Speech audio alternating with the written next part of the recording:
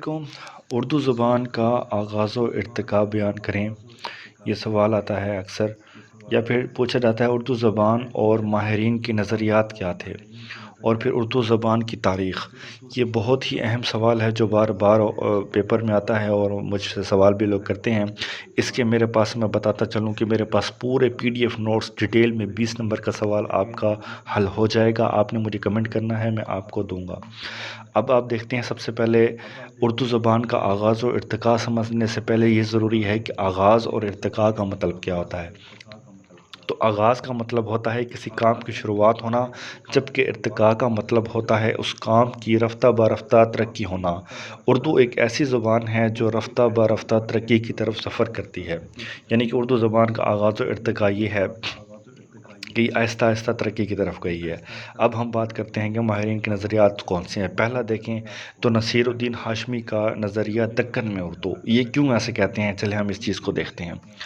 نصیر الدین ہاشمی نے یہ نظریہ ترتیب دیا کہ اس زمانے میں جو زبان عرب اور دکن میں مقامی لوگوں کے درمیان مشترک وسیلہ اظہار قرار پائی، وہ اردو کی ابتدائی صورت رہی۔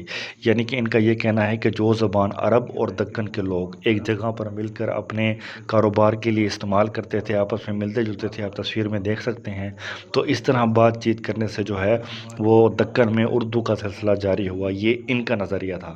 اب ہم دیکھتے ہیں اگلا نظریہ کس کا ہے، تو سید سلمان ندوی کا نظریہ سندھ میں اردو۔ یہ ایسا کیوں کہتے ہیں کہ چلیں یہ بھی دیکھتے ہیں۔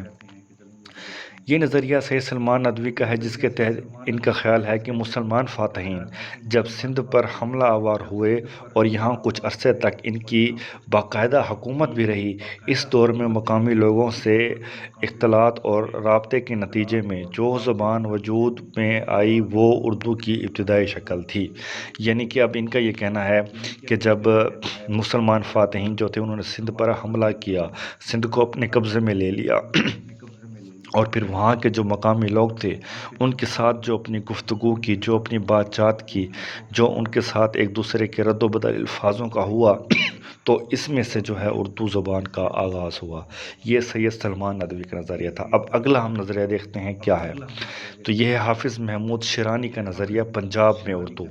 تو اس نظریے میں کیا کہتے ہیں کہ ان کے خیال کے مطابق جب سلطان محمد غزنوی اور شہاب الدین غوری جیسے حکمران ہندوستان پر حملہ کر رہے تھے، اس دور میں اردو زبان کی بنیاد پنجاب میں پڑی۔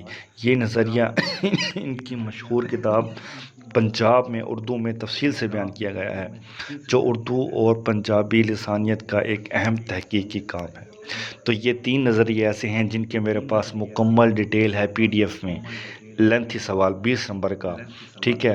اور اس کے بارے اور ان تینوں میں سے ایک سوال یہ بھی ہے جو میں آپ سے خود آپ کے اوپر چھوڑ رہا ہوں، آپ نے مجھے جواب دینا ہوگا کمنٹ میں کہ ان 3 نظریوں میں سے کون سا نظریہ ایسا ہے جس کو ماہرین نے صحیح ثابت کیا ہے۔ تو آپ مجھے کمنٹ میں ضرور بتائیں گے۔ تب تک اپنا خیال رکھنا۔ اللہ حافظ۔